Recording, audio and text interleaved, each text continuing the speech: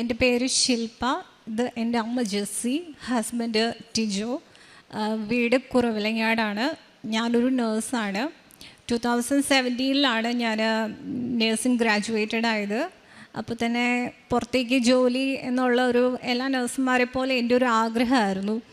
അങ്ങനെ ഞാൻ പക്ഷെ വൺ ഇയർ വർക്ക് ചെയ്യാമെന്ന് തീരുമാനിച്ചു. അങ്ങനെ ഞാൻ മുംബൈയിലോട്ട് പോയി വർക്ക് ചെയ്യാനായിട്ട്. അങ്ങനെ 2019 ആയപ്പം എനിക്ക് സൗദി MOH അതിൻ്റെ ഇൻ്റർവ്യൂ ഞാൻ സെലക്റ്റഡായി. അങ്ങനെ പ്രോസസ്സിംഗ് ഒക്കെ നടന്ന് ഓൾമോസ്റ്റ് എൻഡിലായപ്പോൾ ഞാൻ എൻ്റെ ഏജൻറ്റ് പറഞ്ഞ് നാട്ടിലോട്ട് പോരെ, ഏകദേശം പോകാറായിട്ടുണ്ടെന്ന്. അങ്ങനെ ഞാൻ നാട്ടിൽ വന്നു. കോവിഡ് ടൈമായിരുന്നു. ഒരു 1 ഇയർ അടുത്ത് അതിൻ്റെ കാര്യങ്ങളൊക്കെ കുറച്ച് അങ്ങോട്ടേക്കുള്ള ഫ്ലൈറ്റ് സർവീസ് ഒന്നും ഇല്ലാത്തതുകൊണ്ട് എല്ലാം നിന്നു. അപ്പോൾ എന്തോ എനിക്ക് അങ്ങോട്ട് പോകാനായിട്ടുള്ളൊരു താല്പര്യക്കുറവ് തോന്നി. ഞാനത് എന്നിട്ട് അത് റിജക്റ്റ് ചെയ്തു. ഞാൻ ഏജൻസിയോട് പറഞ്ഞു എനിക്ക് പോകാനായിട്ട് താല്പര്യമില്ല എന്ന് പറഞ്ഞ് ഞാനത് വിട്ടു. അങ്ങനെ ഇരിക്കുമ്പോഴാണ് എനിക്ക് യൂറോപ്പ് കൺട്രീസ് എന്തുകൊണ്ട് നോക്കിക്കൂടാമെന്നൊരു തോന്നൽ വന്നു. ഞാൻ എൻ്റെ അമ്മയോട് വീട്ടിൽ സംസാരിച്ചു. തുടർന്ന് ഞാൻ ഓൺലൈനായിട്ട് പഠിക്കാൻ തുടങ്ങി. അപ്പം നന്നായിട്ട് പ്രിപ്പയർ ചെയ്ത് ആണ് ഞാൻ പരീക്ഷ എഴുതിയത്. പരീക്ഷ എഴുതി ഇരിക്കുന്ന ആ സമയത്താണ് ഞാൻ ഈ കൃപാസനത്തെക്കുറിച്ച് കേൾക്കുന്നത്. അങ്ങനെ ഞാനിവിടെ 2020 വന്ന് ഞാനിവിടെ ഉടമ്പടി എടുത്തു. റിസൾട്ട് ഞാൻ വെയിറ്റ് ചെയ്തിരിക്കുമായിരുന്നു. എനിക്ക് ഒത്തിരി ആത്മവിശ്വാസവും ഒക്കെ ഉണ്ടായിരുന്നു, പ്രാർത്ഥിക്കുന്നുമുണ്ടായിരുന്നു. പക്ഷേ എനിക്ക് എക്സാം പാസ്സാവാൻ സാധിച്ചില്ല. അങ്ങനെ ഞാൻ എന്നാലും എനിക്ക് നിരാശയൊന്നും തോന്നിയില്ല. ഞാൻ പിന്നെയും പ്രാർത്ഥിച്ചൊരുങ്ങി എഴുതാമെന്ന് ഓർത്ത് രണ്ടാമതും എഴുതി. അതും കിട്ടിയില്ല. വീണ്ടും ഞാൻ എഴുതി. അങ്ങനെ 3 തവണ ഞാൻ OET അപ്പിയർ ചെയ്തു. പക്ഷേ ഞാൻ പാസ്സായില്ല. അപ്പോൾ അതെനിക്ക് ഭയങ്കര സങ്കടമായിരുന്നു. കാരണം എന്താണെന്ന് വെച്ചാൽ ഞാൻ ഓൾറെഡി എനിക്ക് കിട്ടിയ ഒരു അവസരം റിജക്റ്റ് ചെയ്യുകയും ചെയ്തു. പക്ഷേ എനിക്ക് ഈ OET പഠിച്ച് പാസ്സാവാൻ സാധിക്കുന്നില്ല. അപ്പം ഞാൻ മെൻ്റലി ഡൗണായി. എൻ്റെ പ്രാർത്ഥനകളൊക്കെ സ്കിപ്പായിപ്പോയി. പക്ഷേ മാതാവിൽ വിശ്വാസവും ഉണ്ട്, പ്രതീക്ഷയോടെ പ്രാർത്ഥനയൊക്കെ ഞാൻ ചൊല്ലുന്നുമുണ്ട്. അങ്ങനെ ഇരിക്കുമ്പോഴാണ് എൻ്റെ ഒരു കുട്ടിയുടെ സ്റ്റാറ്റസ് കണ്ട് ഒരു ദുബായിയുടെ എക്സാമിനെ കുറിച്ച് ഞാൻ അറിഞ്ഞു. ഞാൻ അതും വീണ്ടും പ്രിപ്പയർ ചെയ്യാനായിട്ട് നോക്കി. പരീക്ഷ എളുപ്പമായിരുന്നു, പാസ്സായി. അപ്പോൾ എനിക്കൊരു ആത്മവിശ്വാസം വന്നു, എൻ്റെ കാര്യങ്ങളൊക്കെ ഓക്കെ ആയി തുടങ്ങി. അപ്പോൾ ഈ നേരത്തൊക്കെ ഞാൻ പ്രതീക്ഷയോടെ പ്രാർത്ഥനയൊക്കെ ചൊല്ലുന്നുണ്ട്. ബാക്കി കാര്യങ്ങളൊക്കെ എല്ലാം പോയി. അപ്പം അങ്ങനെ ഇരിക്കുമ്പോഴാണ് എൻ്റെ പേപ്പർ വർക്കൊക്കെ അവർ ചെയ്ത് കഴിഞ്ഞിരുന്നു. അപ്പോൾ എൻ്റെ ഏജൻറ്റ് പറഞ്ഞു അങ്ങോട്ടേക്ക് സ്റ്റാഫിനെ ഇപ്പോൾ എടുക്കുന്നില്ല. ഓൾറെഡി കോവിഡ് ടൈമൊക്കെ ആയപ്പോഴും ഒത്തിരി നേഴ്സസിനെ റിക്രൂട്ട് ചെയ്ത് കൊണ്ടുപോയി. അതുകൊണ്ട് ഇപ്പോൾ അവിടെ വേക്കൻസി ഇല്ലെന്ന് പറഞ്ഞു. അപ്പം ഞാൻ വീണ്ടും എനിക്ക് അത് അപ്പടി സങ്കടമായി. പിന്നെ ഞാൻ ഇനി ഇത്രയും സമയമെടുത്താണ് ഞാൻ പഠിച്ചത്. അപ്പോൾ എൻ്റെ ക്ലിനിക്കൽ ലൈഫിലും എനിക്ക് ഒത്തിരി ഗ്യാപ്പ് വരുവാണ്. അപ്പോൾ എനിക്ക് സങ്കടമായി. വീട്ടിലെ അമ്മ മാത്രമേ ഉള്ളൂ വീട്ടിലെ കാര്യങ്ങളൊക്കെ നോക്കാനായിട്ട്. അപ്പം ഞാൻ എന്തുകൊണ്ട് ജോലിക്ക് കയറിക്കൂടാന്ന് ഓർത്ത് ഞാൻ പെട്ടെന്ന് തന്നെ അടുത്തൊരു പ്രൈവറ്റ് ഹോസ്പിറ്റലിൽ ജോലിക്ക് കയറി. 1 ഇയറൊക്കെ ആവാറായപ്പോഴും ഇനി യൂറോപ്പ് കൺട്രീസ് വേണ്ട, അറബ് കൺട്രീസ് നോക്കാമെന്ന് ഓർത്ത് ഞാൻ സൗദിയുടെ ഇൻ്റർവ്യൂസൊക്കെ അറ്റൻഡ് ചെയ്യാൻ തുടങ്ങി. അങ്ങനെ ഇരിക്കുമ്പോഴാണ് സൗദി ഡിഫൻസിൻ്റെ ഒരു ഇൻ്റർവ്യൂ കൊച്ചി നടക്കുന്നെന്ന് കേട്ടു. ഞാൻ എൻ്റെ ഒരു ജൂനിയർ കോച്ചുമായിട്ട് പോയി. അവിടെ ആത്മവിശ്വാസത്തോടു കൂടി തന്നെയാണ് പോയത്. പക്ഷേ ഒരു 1 o'clock ഒക്കെ ആയപ്പോൾ അവർ പറഞ്ഞു ഇൻ്റർവ്യൂ കഴിഞ്ഞു, അവർക്ക് കാൻഡിഡേറ്റ്സ് ഒക്കെ ആയെന്ന്. പിന്നെ ഞാൻ നിരാശയോട് തന്നെ വീട്ടിലോട്ട് പോന്നു. പിന്നെ വീണ്ടും ഒരു സൗദിയുടെ ഇൻ്റർവ്യൂ വന്നു. ഞാൻ അറ്റൻഡ് ചെയ്യാനായിട്ട് പതിവ് പോലെ പോവുകയാണ്. അവിടെ ചെന്ന് കഴിഞ്ഞപ്പോൾ കുട്ടികളൊക്കെ ആയിട്ട് പരിചയപ്പെട്ട് വന്നപ്പോൾ എനിക്ക് തോന്നി എന്നെക്കാളും തീരെ മോശ ബാക്ക്ഗ്രൗണ്ടിൽ നിന്ന് വരുന്ന കുട്ടികളാണെന്ന് മനസ്സിലായപ്പോൾ ഞാൻ അവിടെ നിന്ന് ഇറങ്ങിപ്പോന്നു. എന്തോ എനിക്കവിടെ ഇരിക്കാൻ തോന്നിയില്ല. ഞാനങ്ങനെ വീട്ടിൽ വന്ന് എനിക്ക് നിരാശ സങ്കടമൊക്കെ ഞാൻ മാതാവിനോടൊക്കെ ഒത്തിരി സങ്കടപ്പെട്ട് ഞാൻ ഒത്തിരി പറഞ്ഞു. അങ്ങനെ ഇനി നാട്ടിൽ തന്നെ നിൽക്കാം, വേറെ നിവൃത്തിയില്ല, നാട്ടിൽ തന്നെ നിൽക്കാം, പുറത്തേക്ക് പോകണ്ടെന്നൊക്കെ ഓർത്ത് ഞാനിങ്ങനെ ഇരിക്കുവാണ്. അങ്ങനെ ഇരിക്കുമ്പോഴാണ് ഞാനിങ്ങനെയും ഇനി ഏജൻസിയുടെ കയ്യിൽ കൊടുക്കാനായിട്ട് എൻ്റെ കയ്യിൽ പൈസയില്ല, വീട്ടിൽ സാമ്പത്തികം ഇല്ലെന്ന് കണ്ടപ്പോൾ ഞാൻ ഈ ഗൂഗിളിൽ ഓരോ വേക്കൻസി കാണുമ്പോൾ ഞാൻ അതിൽ കയറി ഞാൻ അപ്ലൈ ചെയ്യും. എല്ലാത്തിനും ഞാൻ റെസ്യൂം കൊടുക്കും. പക്ഷേ ആരും വിളിക്കുന്നില്ല. അങ്ങനെ കുറേ നാൾ കഴിഞ്ഞ് എനിക്ക് ഒരു കോൾ വരികയാണ്, ട്രിവാൻഡ്രം നോർക്ക. അവിടെ നിന്ന് എന്നെ വിളിച്ചിട്ട് ചോദിച്ചു, ശില്പയല്ലേ? ഞാൻ പറഞ്ഞു അതെ മാഡം, ഞാനാണ്.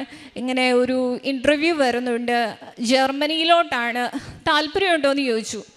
ഞാൻ ഒരു നിമിഷം ഒന്ന് അന്താളിച്ച് നിന്നെങ്കിലും ഞാൻ പറഞ്ഞു ഓക്കെ, എനിക്ക് താല്പര്യമുണ്ടെന്ന് പറഞ്ഞു. അങ്ങനെ ഞാൻ ഇൻ്റർവ്യൂവിന് പോകുന്ന സമയത്ത് ജർമ്മൻസ് ആയിരുന്നു ആ ഇൻ്റർവ്യൂ കണ്ടക്ട് ചെയ്തത്. എനിക്ക് നല്ല ഈവൻ കോളേജ് ലൈഫിലാണെങ്കിൽ പോലും വൈവയൊക്കെ അറ്റൻഡ് ചെയ്യുമ്പോൾ എനിക്ക് നല്ല ടെൻഷനാണ്, ഞാൻ പെട്ടെന്ന് പാനിക്കാവും, പഠിച്ചത് പോലും എനിക്ക് പറയാൻ സാധിക്കുകയില്ല. അപ്പോൾ ഇങ്ങനെ ജർമ്മൻസ് വരുമ്പോൾ എങ്ങനെ സംസാരിക്കണമെന്നൊന്നും എനിക്കറിയത്തില്ലായിരുന്നു. പക്ഷെ ഞാൻ മാതാവിനെ മുറുക്കെ പിടിച്ച് പ്രതീക്ഷീകരണ പ്രാർത്ഥന ചൊല്ലി ഞാൻ അങ്ങ് ചെന്നു. എനിക്ക് നന്നായിട്ട് മാഡത്തോട് സംസാരിക്കാൻ സാധിച്ചു. അവരൊത്തിരി ഇമ്പ്രസ്ഡ് ആയതായിട്ട് എനിക്ക് തോന്നി. അങ്ങനെ ഞാൻ വീട്ടിൽ വന്നു. 1 മാസത്തോളം വെയിറ്റ് ചെയ്തു. പക്ഷെ എനിക്ക് പിന്നെ ഒരു ഇൻഫർമേഷനൊന്നുമില്ല, ഒരു മെയിലോ സെലക്റ്റഡ് ആയോ ഇല്ലയോ എന്നൊന്നും വന്നില്ല. അങ്ങനെ ഒരു 1 മന്ത് കഴിഞ്ഞപ്പോൾ എനിക്കവർ മെയിൽ അയച്ചു, നിങ്ങൾ സെലക്റ്റഡ് ആണ്. അപ്പോൾ എനിക്ക് ഒരുപാട് സന്തോഷമായി. അപ്പോഴത്തേക്കും എൻ്റെ ആ ഒരു 1 ഇയർ എനിക്ക് കംപ്ലീറ്റ് ആയി, എൻ്റെ ഗ്യാപ്പ് ഫുള്ളി പോയി. അപ്പം ഞാൻ എൻ്റെ 2020 വന്ന് ഞാനിവിടെ ഉടമ്പടി എടുത്തപ്പം എൻ്റെ ആദ്യത്തെ നിയോഗം എന്ന് പറയണത് യൂറോപ്പ് കൺട്രീസിലോട്ടൊരു ജോലി എന്നാണ്. അന്ന് ഞാൻ ആ രാജ്യമൊന്നും സ്പെസിഫൈ ചെയ്തില്ല. പക്ഷെ ഞാൻ എൻ്റെ ആഗ്രഹം വിട്ടെങ്കിലും മാതാവും തമ്പുരാനും അത് വിട്ടില്ല. മിഡിൽ ഈസ്റ്റ് യൂറോപ്പ് എന്നറിയപ്പെടുന്ന ജർമ്മനിയിലോട്ട് മാതാവ് എന്നെ കൊണ്ടുപോവുകയാണ്. അപ്പം ഇവിടെ വന്ന് ഞാൻ 2024 ജനുവരി 1 ഉടമ്പടി എടുത്തു. എനിക്കങ്ങ് വല്ലാണ്ട് കുറ്റബോധമായി. അപ്പം ഞാൻ പ്രാർത്ഥിച്ചിട്ടും ഇടയ്ക്ക് ഉടമ്പടി വിട്ടു. പക്ഷെ മാതാവ് എൻ്റെ വീട്ടിൽ, എനിക്ക് ഉറപ്പായിരുന്നു അത് മാതാവ് തന്നതാണ്. കാരണം യൂറോപ്പ് എന്നുള്ള കൺട്രി ഞാൻ പൂർണ്ണമായിട്ടും വിട്ടതായിരുന്നു. അങ്ങനെ ഞാനിവിടെ വന്ന് ഉടമ്പടി എടുത്തു, ക്ലാസ്സിൽ ചെന്നു. ഞാൻ മാതാവിനോട് പ്രാർത്ഥിച്ചിരുന്നു എനിക്ക് നല്ലൊരു ട്യൂട്ടറിനെ തന്നെയെന്ന്. കാരണം എനിക്ക് പഠിക്കാനായിട്ട് എങ്ങനെയാണെന്ന് അറിയത്തില്ല, ഒരു ഭാഷയെക്കുറിച്ച് ഒരു ഐഡിയ ഇല്ലായിരുന്നു. അങ്ങനെ ഞാൻ പ്രാർത്ഥിച്ചു. ഞാൻ ചെന്നപ്പം എല്ലാ കുട്ടികളും ടീച്ചേഴ്സിൻ്റെ പേരിങ്ങനെ ബോർഡിൽ എഴുതും, താഴെ സ്റ്റുഡൻസിൻ്റെ പേര്. അപ്പം ഞാൻ ഒത്തിരി മീൻസ് എങ്ങനെയാണെന്ന് അറിയാനായിട്ട് ഞാൻ ഓടിച്ചെന്ന് നോക്കുമ്പം എൻ്റെ ട്യൂട്ടറിൻ്റെ പേര് മേരിക്കുട്ടി എന്നായിരുന്നു. അത് കണ്ടപ്പോഴേ എനിക്ക് ഒത്തിരി സന്തോഷമായി. കാരണം മാതാവ് എൻ്റെ പ്രാർത്ഥന കേട്ടു, എനിക്ക് നന്നായിട്ട് കംപ്ലീറ്റ് ചെയ്യാൻ പറ്റുമെന്ന്. മേരിക്കുട്ടി എന്ന് പറഞ്ഞ പേര് പോലെ തന്നെയായിരുന്നു ആ ടീച്ചർ. എനിക്ക് നന്നായിട്ട് പഠിപ്പിച്ചു തന്നു. എനിക്ക് ബേസിക് ആയിട്ടുള്ള കാര്യങ്ങളെല്ലാം എനിക്ക് ആ മാഡം പറഞ്ഞു. ഭയങ്കര സപ്പോർട്ടിങ് ആയിരുന്നു മാഡം. അങ്ങനെ എൻ്റെ ലെവലെല്ലാം കംപ്ലീറ്റ് ചെയ്തു. B1 ആയപ്പോൾ എനിക്ക് ഇച്ചിരി എക്സാം ടഫായിരുന്നു. ഞാനപ്പോൾ എനിക്ക് അവസാനമായപ്പോൾ എൻ്റെ കണ്ണൊക്കെ അങ്ങ് നിറഞ്ഞു പോയി. കാരണം പ്രതീക്ഷിച്ചാൽ ഇച്ചിരി ടഫായിരുന്നു. അപ്പം ഞാൻ എൻ്റെ കൊന്തയിൽ ഞാൻ എപ്പോഴും ഇവിടുത്തെ മാതാവിൻ്റെ കാശുരൂപം ഇടും.